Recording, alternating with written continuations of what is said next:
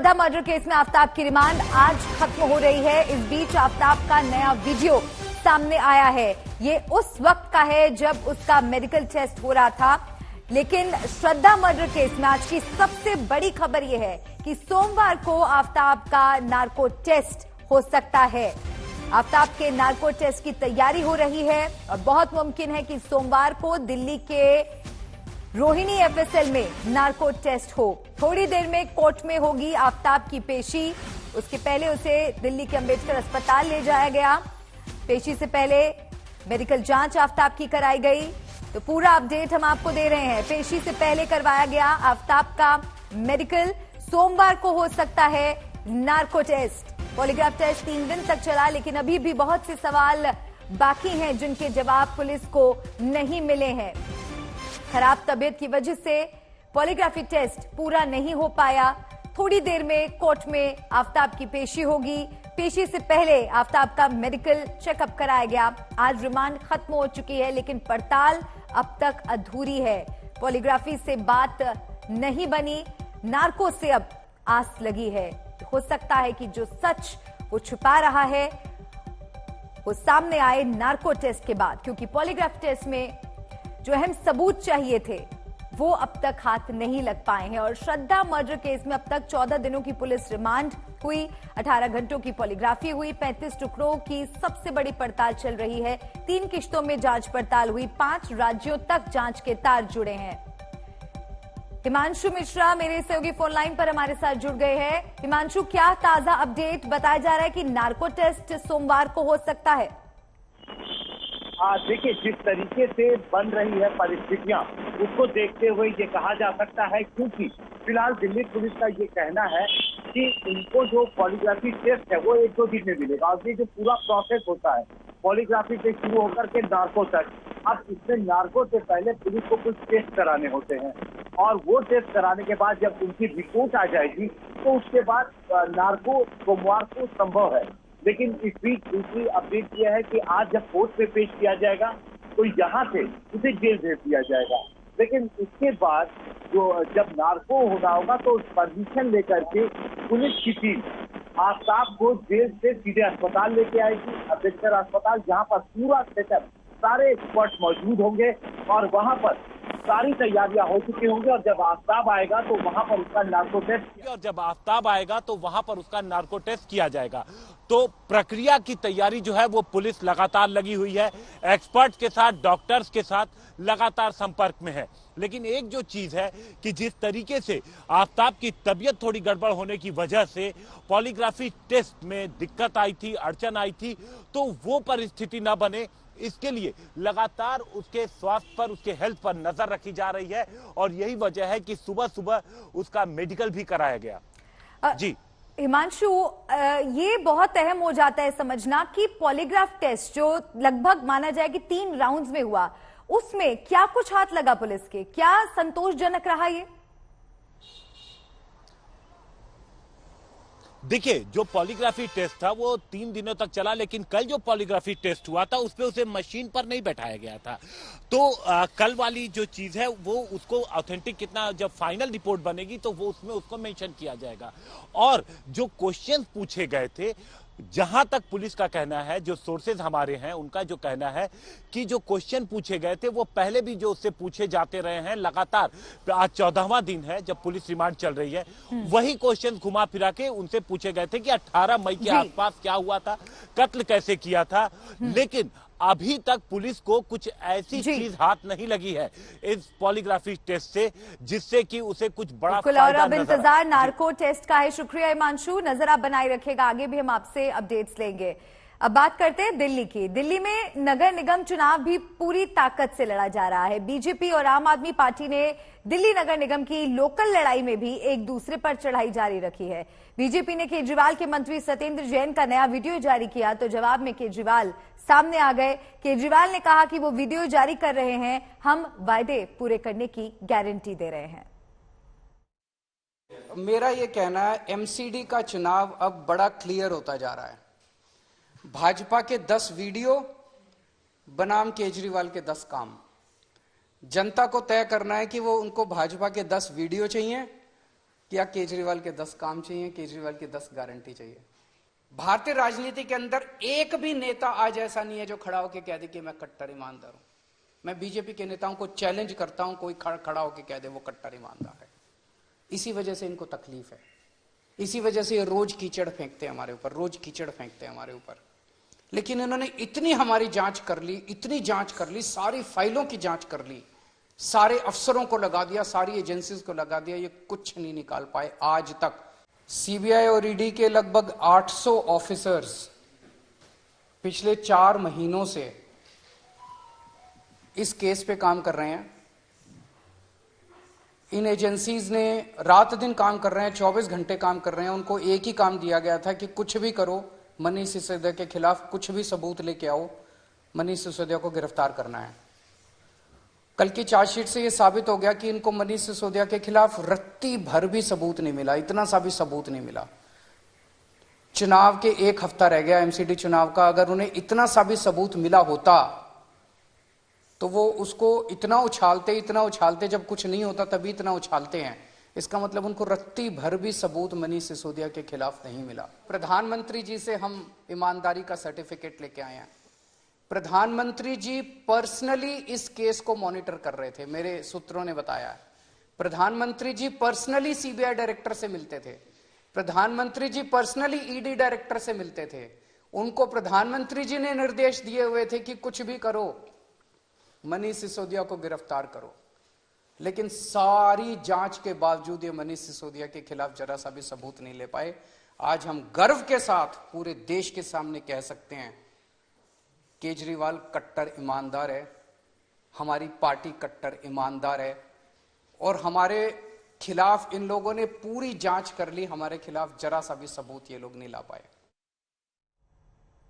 सियासी संग्राम के बीच वीडियो वॉर भी जारी है। सत्येंद्र जैन का बीजेपी ने नया वीडियो जारी किया है जिसमें वो जेल अफसर से बात कर रहे हैं। जेल सुपरिंटेंडेंट को उन्होंने तलब कर रखा है। सेल में रात 8 बजे जेल सुपरिंटेंडेंट बैठे हुए नजर आ रहे हैं इस वीडियो में, हालांकि बाद में उनको हटा दिया गया था।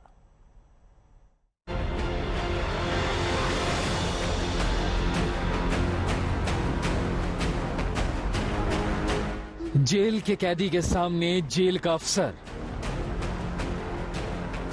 कैदी मंत्री जो हो तो हाजिरी जरूरी है। सत्येंद्र जैन पर बीजेपी का फिर वीडियो वार। रात 8 बजे जेल अधीक्षक जैन के सामने। ये वो नया वीडियो धमाका है जो बीजेपी ने किया है। इसमें फिर जैन को लेकर नया खुलासा करने का दावा है। तिहाड़ की जिस जेल में सत्येंद्र जैन कैद है, वहां उनके बेड के ठीक सामने कुर्सी पर बैठे ये अजीत कुमार है। वक्त है रात 8 बजे का। अजीत कुमार इसी जेल के सुपरिंटेंडेंट थे। इनको बाद में सस्पेंड कर दिया गया था इस आरोप के साथ कि उन्होंने केजरीवाल सरकार के मंत्री सत्येंद्र जैन को जेल के भीतर खास सुविधाएं दी। अब इस वीडियो से नए सवाल पैदा हुए हैं। बीजेपी नेता हरीश खुराना ने तंज किया, लो जी नया वीडियो ईमानदार मंत्री जैन का। जेल मंत्री के दरबार में रात 8 बजे जेल सुपरिंटेंडेंट की हाजिरी। सत्येंद्र जैन लगातार विवाद में है। ताजा वीडियो के बाद फिर उन पर सवाल उठे। ये 3 तस्वीरें जिनका हवाला देकर उन पर जेल नियमों को ताक पर रखने के आरोप लगे हैं। कभी वो जेल में मसाज कराते दिखते हैं तो कभी जेल अफसर के साथ मीटिंग करते। तिहाड़ के अंदर दरबार सजा हुआ है, टीवी भी देखा जा रहा है, वहां पर मिनरल वाटर भी मिल रहा है। ये वीडियो स्पष्ट बताती है कि किस तरह अरविंद केजरीवाल के इस मंत्री ने जेल के अंदर विटनेस को धमकाया, डराया। ये जो मीटिंग हो रही है, जेलदार आके रिपोर्ट कर रहा है, इसलिए रिपोर्ट कर रहा है कि कौन से ईडी के जो लोग केस में बंद हैं उनको डराना है। कल ही मनीष सिसोदिया ने जैन पर लगे जेल में सुविधा लेने के आरोप पर लंबी सफाई दी थी, लेकिन बीजेपी आरोपों की धार को लगातार तेज कर रही है। तो क्या वीडियो लोग एक्सपेक्ट कर रहे हैं? कोड़े बरसाए जाने चाहिए वहां पे। उस पे मतलब वहां से आदमी बैठा है, कुछ तो खाएगा ना। आप किसी भी आदमी का वीडियो उठाओगे, वो खाना खा रहा होगा, वो घूम रहा होगा, हो सकता है वो एक्सरसाइज कर रहा होगा। इस समय वो टिकट बेचने वालों के सरदार हैं। इस समय वो ऐसे लोग जो बलात्कारियों से मालिश कराते हैं उनको भारत रत्न मांगते हो।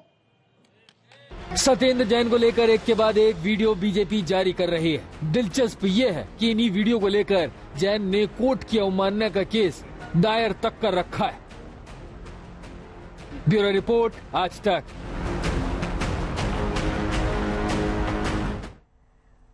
चलिए आगे बढ़ते हैं, आपको दिखाते हैं कि कैसे आसिफ ने पुलिस से बदसलूकी की और समर्थकों ने हदें पार कर दी। शाहीन बाग का ये नेता दबंगई करता है।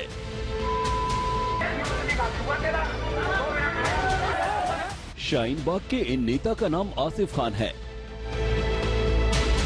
वही आसिफ जो ओखला से 2 बार कांग्रेस के विधायक तो रह चुके हैं, लेकिन विवादों से इनका पुराना नाता है।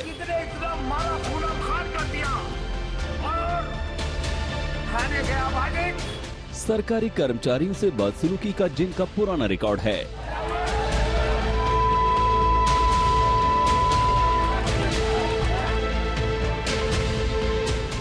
बार बार शाहीन बाग में दबंगई दिखाने वाले आसिफ ने शुक्रवार को भी यही किया।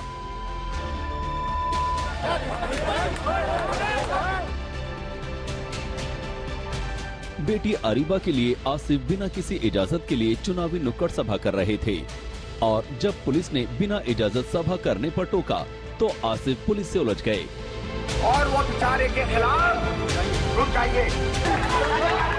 आसिफ के समर्थक तो पुलिस के साथ मारपीट पर उतर आए।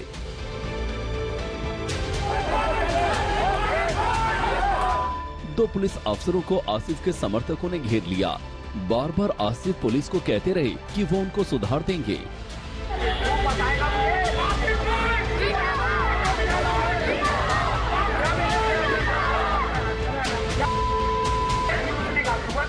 आसिफ यही नहीं रुके, सियासत का निचला पायदान पकड़ते हुए आसिफ ने मामले को धार्मिक रंग देने की भी कोशिश की। आसिफ ने कहा कि पुलिस वाले मुस्लिम इलाके को लूट रहे हैं।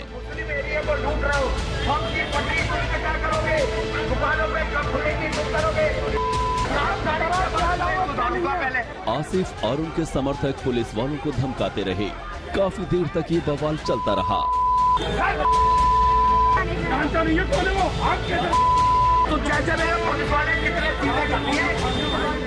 आसिफ खान का ये पहला मामला नहीं है जिसमें उन्होंने मनमानी और दबंगई दिखाई हो। वो ऐसे मामलों के उस्ताद हैं। अरविंद ओझा, आज तक। मुस्लिम एरिया को लूट रहे हो, हम की पटरी तुम क्या करोगे? दुकानों पे कब खुलेगी तुम करोगे? गुजरात विधानसभा चुनाव में भारतीय जनता पार्टी ने पूरी ताकत झोंकी है और मुख्यमंत्री योगी आदित्यनाथ भी गुजरात में प्रचार के लिए इस वक्त मौजूद हैं और अपने संबोधन में केजरीवाल पर योगी ने बड़ा हमला बोला है।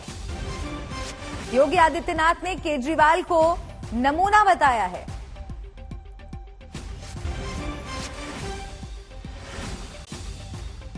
ये जो आम आदमी पार्टी का नमूना आया है ना यहां दिल्ली से, यह तो आतंकवाद का सच्चा हितैषी है। अयोध्या में राम मंदिर का विरोध करता है और जब भारत की सेना पाकिस्तान के अंदर जाकर के सर्जिकल स्ट्राइक करती है तब वे भारत के सैनिकों से कहता, बहादुर जवानों से कहता, इसका प्रमाण क्या है? बहादुर जवानों से प्रमाण मांगा जाता है। पाकिस्तान चिल्ला रहा है कि हमारी कमर तोड़ दी है भारत के जवानों ने, लेकिन आम आदमी पार्टी को इसका भी प्रमाण चाहिए होता है। भाइयों बहनों, आतंकवाद और भ्रष्टाचार इनके जीन्स का हिस्सा है। इसलिए जो भ्रष्टाचारी हैं, आतंकवाद समर्थक हैं, भ्रष्टाचार और आतंकवाद जिनके जीन्स का हिस्सा हो उसको वोट देकर के हम अपने वोट को कलंकित कतई न करें, कतई न करें। गुजरात चुनाव में भी यूनिफॉर्म सिविल कोड पर राजनीतिक दांव चले जा रहे हैं। बीजेपी ने अपने संकल्प पत्र में यूनिफॉर्म सिविल कोड लागू करने का वादा कर दिया है। बीजेपी अध्यक्ष जेपी नड्डा ने पार्टी का मैनिफेस्टो जारी किया जिसमें कई बड़े वादे किए गए हैं। बीजेपी ने बड़ा वादा दंगे से होने वाले नुकसान की भरपाई का भी वादा किया है। 5 साल में 25 लाख नौकरियों का भी वादा किया है। बुजुर्ग महिलाओं के लिए भी घोषणा की गई है। हर गुजराती को पक्का घर, ये वादा भी किया गया है। राशन योजना में खाने का तेल और चना, तो अहम ऐलान क्या किए गए हैं बीजेपी के संकल्प पत्र में, क्या बड़ी बातें हैं वो हम आपको लगातार दिखा रहे हैं। संकल्प पत्र जारी कर चुकी है भारतीय जनता पार्टी। ये जो संकल्प पत्र हमारा है, ये महज एक डॉक्यूमेंट नहीं है, और देश और दुनिया भी और गुजरात के पत्रकार भी इसको सिर्फ एक डॉक्यूमेंट नहीं देखते, वो जानते हैं कि जो कहा है वो किया है, और जो कहेंगे वो करेंगे। ये ताकत है तो भारतीय जनता। इसलिए जब हम आपको आगे की चर्चा करते हैं तो हम आपको बताना चाहते हैं कि 48 लाख हमारे किसान भाइयों को ब्याज मुक्त कर देने का अगर संकल्प पूरा किया है तो वो गुजरात की धरती में भूपेंद्र पटेल जी की सरकार ने जो हमारी समिति बनी है गुजरात में यूनिफॉर्म सिविल कोड का, उस समिति का रिकमेंडेशन अक्षरशः हम लागू करेंगे। इसको हम पूरा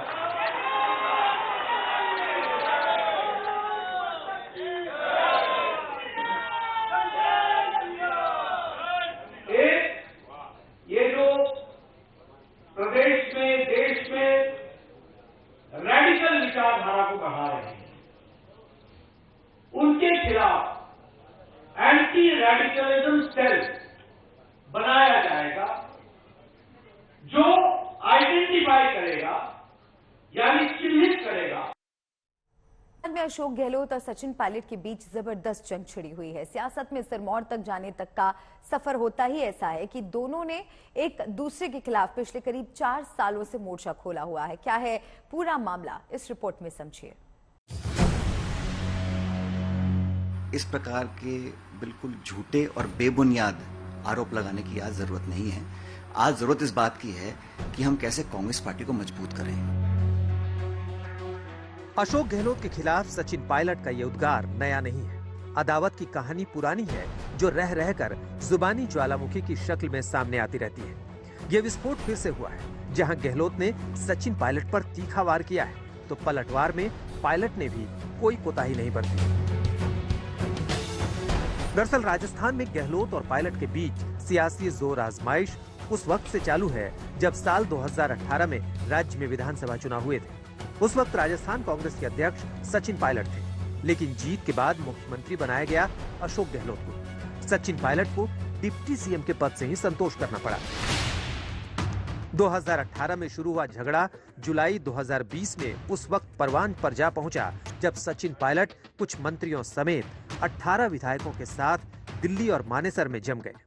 सरकार पर संकट के बादल मंडराए तो कांग्रेस हाईकमान ने गहलोत का साथ दिया और पायलट से प्रदेश अध्यक्ष की कुर्सी भी छीन ली गई। तल्खी के उस दौर में सीएम गहलोत ने पायलट पर करारा जुबानी प्रहार किया। किसी को यकीन नहीं होता था जब मैं बात करता था कॉन्स्पिरेसी चल रही है राजस्थान के अंदर सरकार को टॉपल करने की, तो किसी को यकीन नहीं होता था कि ये व्यक्ति ये काम कर सकता है। मासूम चेहरा, हिंदी इंग्लिश में अच्छी कमांड बोलने की, मीडिया को इम्प्रेस कर रखा पूरे कंट्री के अंदर। एक छोटी खबर नहीं पड़ी हुई किसी ने कि पायलट साहब को हटाना चाहिए प्रदेश कांग्रेस कमेटी अध्यक्ष से। हम जानते थे कि निकम्मा है, नाकारा है, कुछ काम नहीं कर रहा है, खाली लोगों को लड़वा रहा है। मेरे साथ हो कि नहीं हो, मैं यहाँ बैंगन बेचने नहीं आया हूँ। कांग्रेस की सियासत में गहलोत लगातार पायलट पर हावी होते जा रहे थे, लेकिन अक्टूबर 2021 में पायलट ने बयान दिया कि किसी को जिंदगी भर के लिए सत्ता में रहने का घमंड नहीं होना चाहिए। दोनों में सियासी रस्साकशी जारी रही।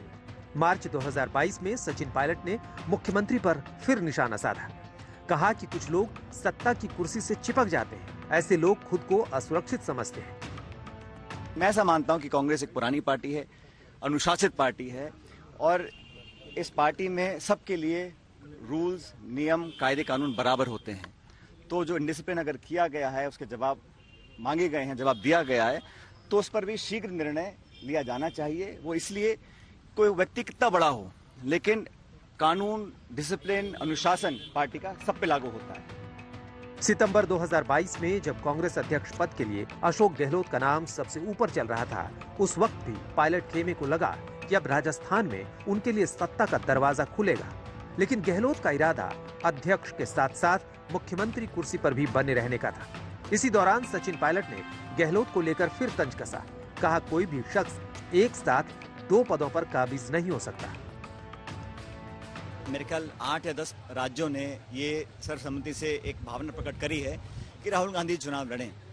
ये निर्णय उनका रहेगा अंत में कि वो चुनाव लड़ते हैं कि नहीं लड़ते हैं। जो भी हो, लेकिन एक लोकतांत्रिक प्रक्रिया से निकलकर जो नेता बनता है या उसका चुनाव होता है, उसके अंदर एक मॉरल अथॉरिटी आती है। और सोनिया गांधी जी, राहुल गांधी जी हमेशा चुनाव जीतकर ही अध्यक्ष बने हैं, तो चुनाव दोबारा हो रहे हैं।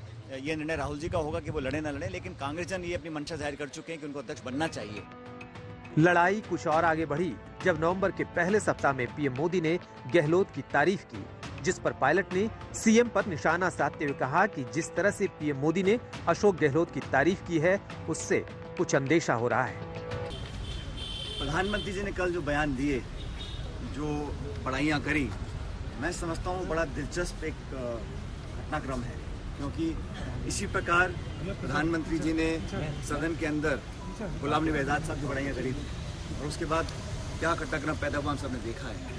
तो बड़ा इंटरेस्टिंग डेवलपमेंट जो प्रधानमंत्री जी ने सोते ही बड़ाइयाँ करी है, इसको बड़ा मैं इंटरेस्टिंग मानता हूँ और इतना लाइटली नहीं लेना चाहिए। अब एक बार फिर से गहलोत ने मौका मिलते ही सचिन पायलट के सियासी औकात और हैसियत का मुद्दा खुलेआम उछालकर जंग को भीषण कर दिया है। राजस्थान में अगले साल विधानसभा का चुनाव है और उससे पहले प्रदेश के 2 सबसे कद्दावर नेताओं के बीच अदावत कम से कम कांग्रेस के लिए अच्छा संकेत नहीं है। आज तक ब्यूरो।